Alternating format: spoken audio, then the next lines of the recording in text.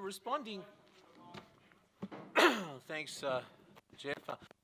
To what he calls ivory tower anti-imperialism of the kind being espoused by my opponent here tonight, the Syrian communist dissident Yassin al-Hassaleh, who spent 16 years in an Assadist dungeon being tortured for holding an opinion, had this to say. The Syrians have been subject to extreme Palestinization by a brutal internal Israel.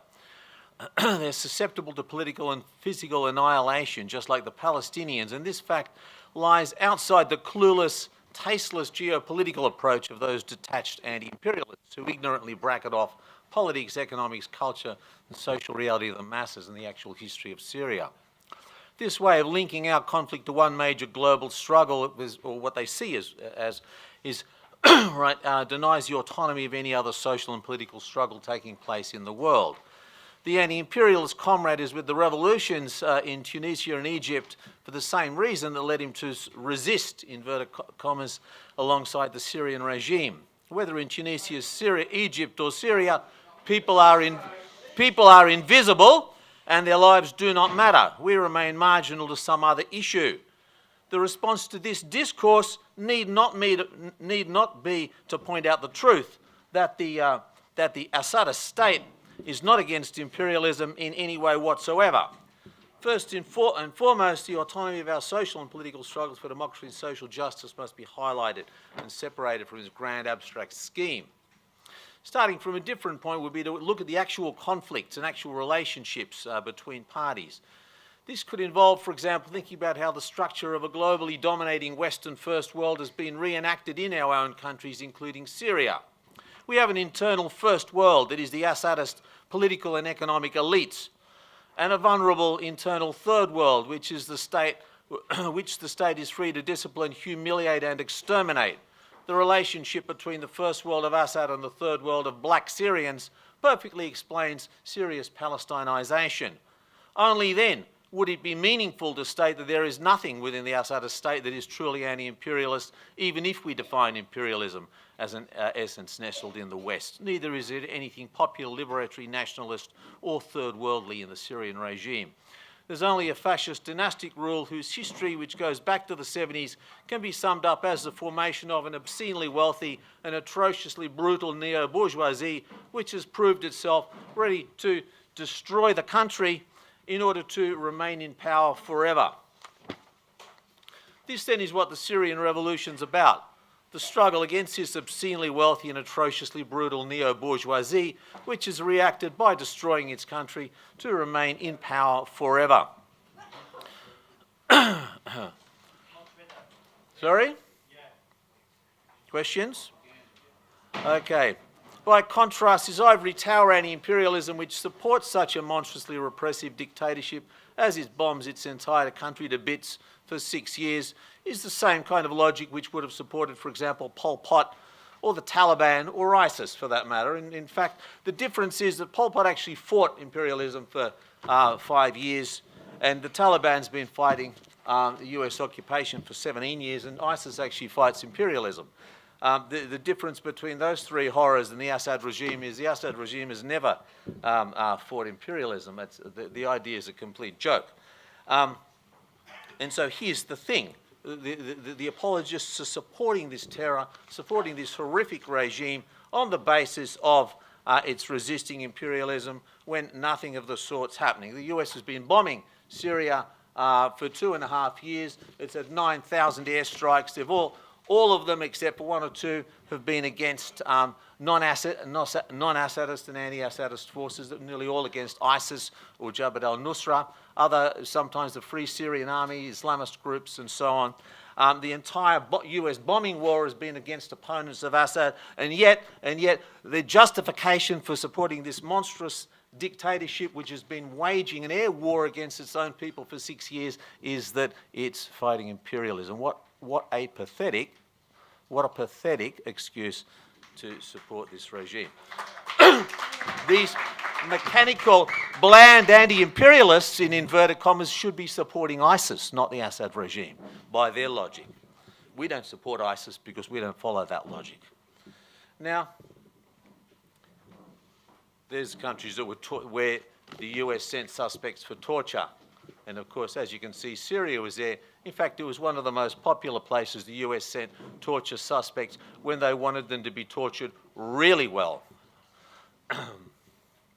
Now, the uprising began, as everybody knows, from thousands and thousands of videos from journalists, from one of the most recorded uprisings in history, as peaceful demonstrations all over the country. There's Hama, there's Idlib, there's Dara, there's wherever you want, all over the country. I could spend all night showing you videos of it, and they will tell you, oh no, these weren't peaceful protests. They shot at the police. I mean, 1 or 2 shots at the police with thousands and thousands and thousands of people in hundreds and thousands of peaceful protests, and that's what they come back with. This is absolute nonsense. Right? The regime responded with massive repression, firing into the crowds, arresting children and returning them to their parents, tortured to death and mutilated. These are facts, well-established facts, and of course later it got to tanks and artillery, and of course later to warplanes and helicopter gunships and all the rest of it. This is what happened in the Syrian Revolution.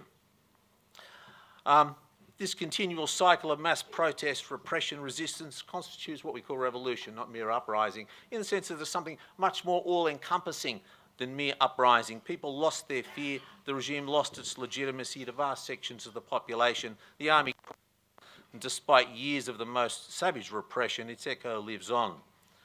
While it's mostly taken on a military form since late 2011, the civil struggle, in fact, continues. So if I play that video there, we'd watch these people marching through the streets demanding freedom, and then you'd see the guns come out and shoot them, right? And the same here in Homs. You'd watch these thousands of people marching through the streets, and then you see the guns come out and shoot them.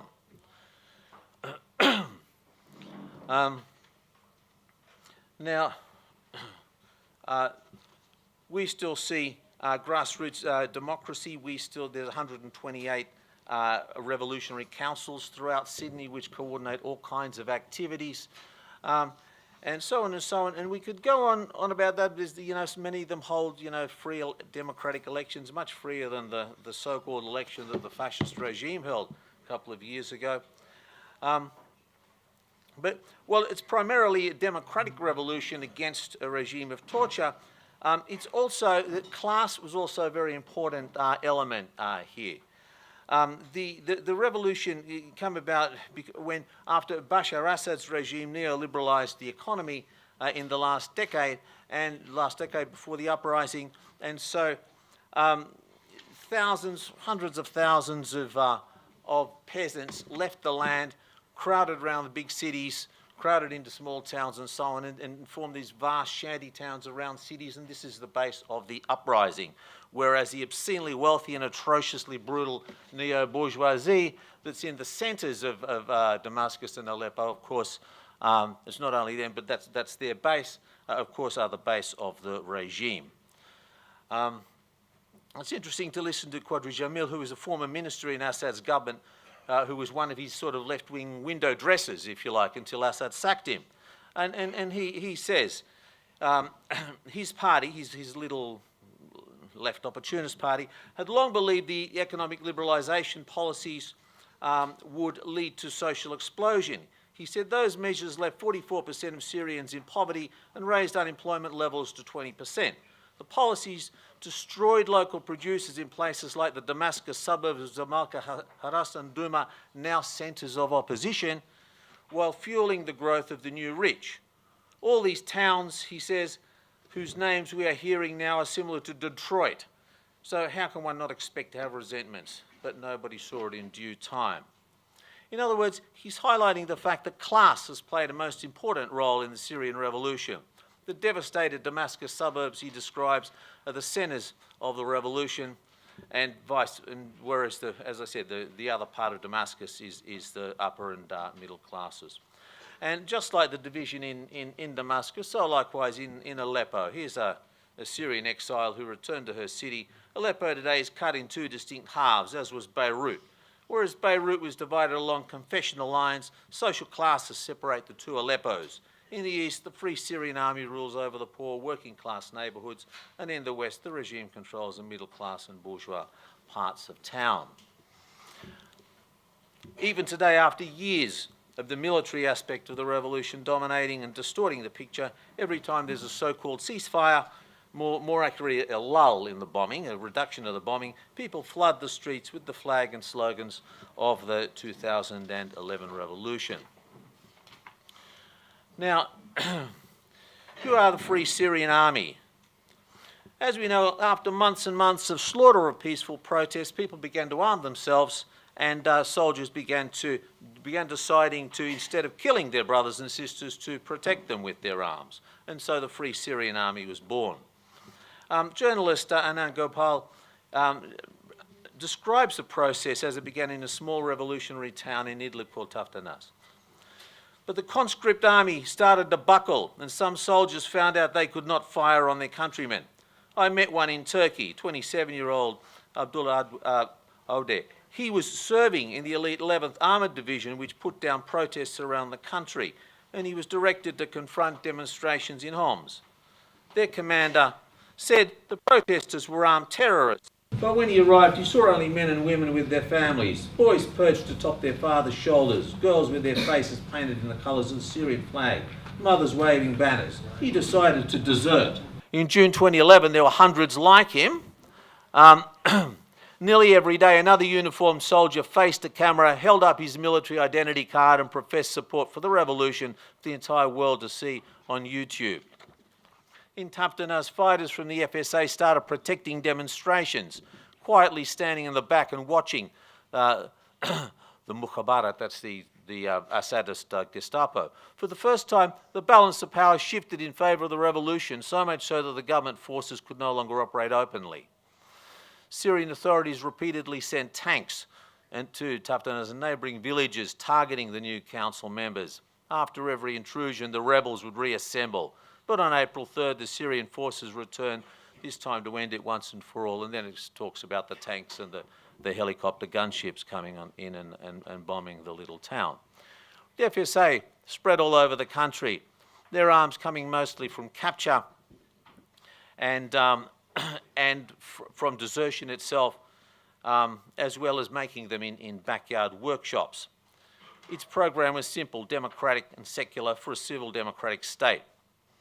A little later, the more specifically Islamist armed formations also arose. And here I'm not talking about Al-Qaeda and the hard-line jihadist groups, but just generally Islamist armed formations. Now, while Qatar and Turkey played a role in encouraging these groups through their Muslim Brotherhood networks, I think we need to also be a little bit more materialist about this. We need to understand that a certain amount of Islam was going to be part of the Syrian, it's part of Syria. Just like we have Hamas in Palestine, just like we have an Islamist component to the resistance in Iraq against US occupation, and so on around the region. You cannot see this as all a foreign import. In particular, Islam represents traditional conservatism, the countryside, and its reflection among the rural immigrants in the shanty towns around the cities. They were never secular in the sense of the Assadist elite, right? The savage class divide in Syria meant that was always just an illusion. And so, like here, you see these women. If I play that video, these women coming out for the first time ever, basically going out on demonstrations, demanding to know where their children are when they were kidnapped by the regime in Dara, and for them this was a big deal, and they're going out demonstrating in their scarves. It's like what others would see these people demonstrating in scarves and call them a bunch of jihadists in the Islamophobic worldview of the supporters of Assad. It's very interesting to watch these kinds of videos. Now, the third armed component, of course, were the Al-Qaeda forces, who became strong very simply because there was a border with Iraq. They came over the Iraqi border, but also started to recruit Syrians for the simple reason that they had tons of arms and fighters and organisation and an open border with Iraq, whereas the Free Syrian Army was being starved of arms by the so-called Western supporters.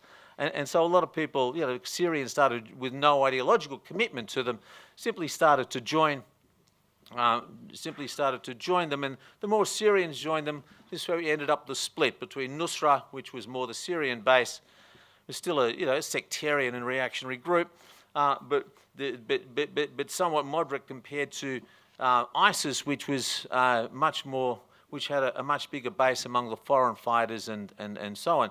And so ISIS became an open enemy, a much more open enemy, to the extent that the Free Syrian Army, the rebels, launched the war against them in late 2013, and since then they've fought ISIS in the same way they've fought the regime, as an enemy, as an outright enemy. The majority of those armed are actually still the Free Syrian Army, and no one can really put a figure of Nusra JFS above about 10 to 15,000 fighters, about a tenth of the insurgency.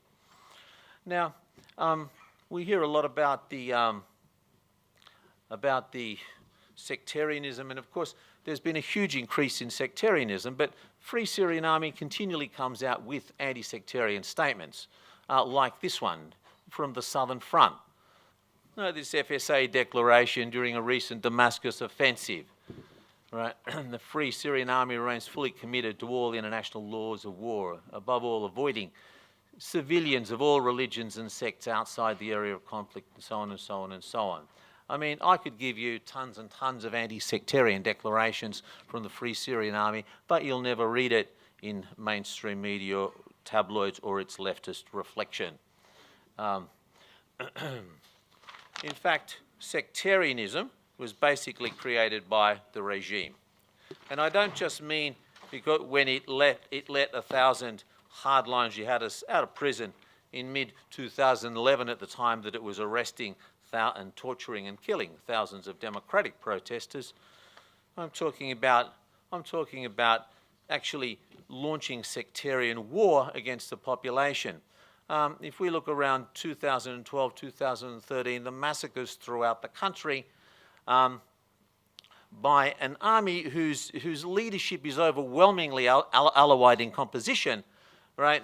And this, the Syrian Assadist army, right, where some 70-80% of the no, there's not. That's just your illusion. You talk about that in question time. Yeah, sure, okay. I said the leadership, the officer corps of the army is overwhelmingly Alawite in composition. I'm not talking about the ranks. Of course, the soldiers have to do what they have to do, but most of them have deserted anyway, and that's why they need the Iranians and Iraqis in there to fight their war for them. Okay. Absolutely ridiculous. Anyway, look, these are all well-established facts. Okay. So anyway, when an army like that goes around slaughtering in mostly Sunni rural villages throughout the country, slaughtering, killing, burning villages, burning people, as we could see in this Amnesty International report from 20,000. Yeah, it's ISIS and Assad. That's right. The reflection of each other.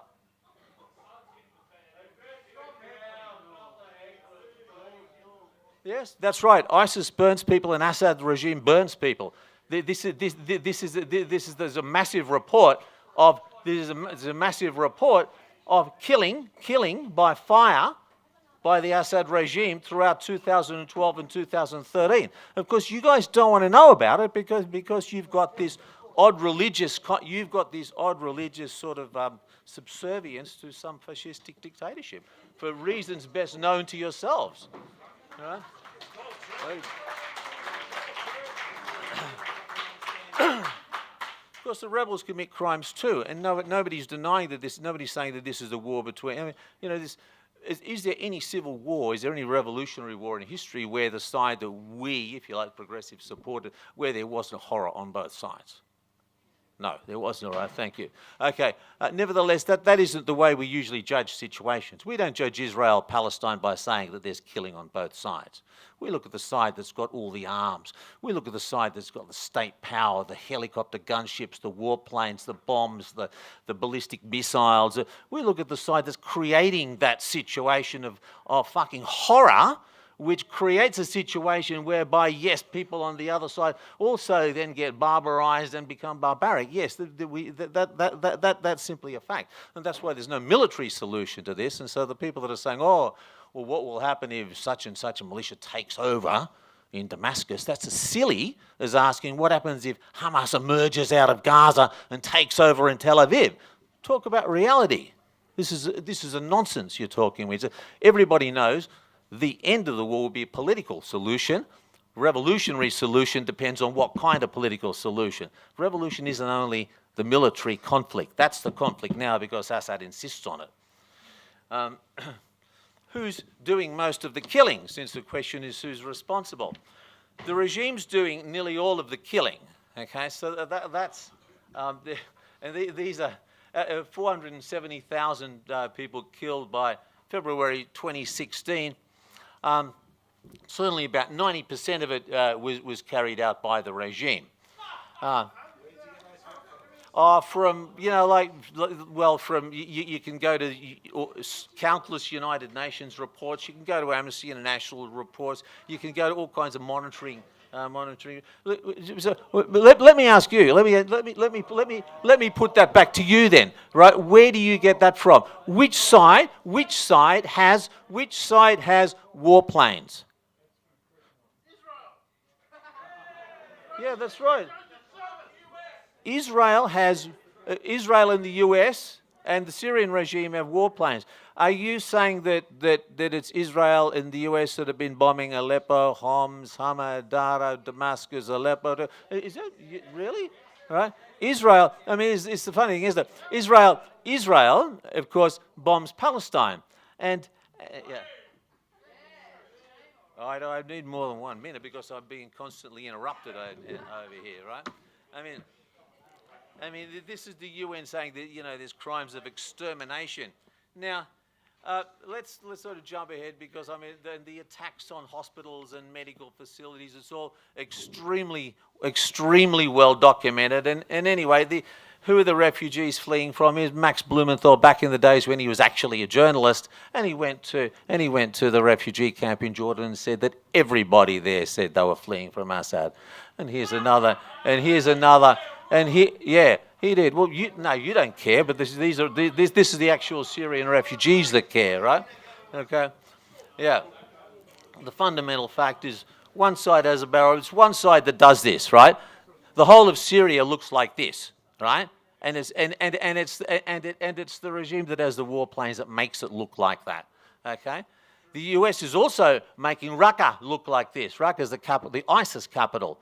You keep talking about ISIS, and then you say you're anti-US. What are you talking about? The US bombs ISIS. It's been bombing them for 2.5 years, and at the moment it's reducing the ISIS capital in Raqqa to rubble. At the moment, the US and Assad are in competition about who can destroy more of Syria and who can kill more people, right? But that's all entirely a war against ISIS, as well as their ongoing war against Nusra. It's nothing to do with any war against Assad. Now, I could go on and on and on. Now, the US, what's the role of the US imperialism? The role of the US imperialism, when the uprising began, Clinton said, well, he's a reformer. That's why, we're not going to criticize what he's doing and Saudi Arabia, Qatar, United Arab Emirates, they all issued declarations supporting Assad. And after months and months of slaughter, Obama said Assad should step aside. And from that, all these people think that the United States advocates regime change in Syria. I mean, how silly. The United States murdered its own puppet in South Vietnam in 1963. Still wasn't regime change. They got rid of the head in order to preserve the regime. Well, when he said Assad should step down, it was very clear what he meant. It meant that the individual should step down to preserve the regime. And here's Leon Panetta in 2012. I think it's important when Assad leaves to try to preserve stability in that country. The best way is to maintain as much of the military and police as you can along with the security forces and hope that they will transition to a democratic form of government. That's the key. That's your regime change for you. What a ridiculous kind of discussion, regime change. CIA chief, US does not want to see Syrian regime collapse. John Brennan. Rand Corporation study. The collapse of the Syrian regime would be the worst of all possible outcomes from the point of view of US interests. New York Times editorial. The reality is that Mr. Assad has become a necessary, if unpalatable, potential ally in combating the Islamic State. Kerry. US not seeking regime change in Syria. United States is not seeking regime change. And US and Russia see the conflict fundamentally very similarly. How true. Okay. Now, and I do have to wrap up.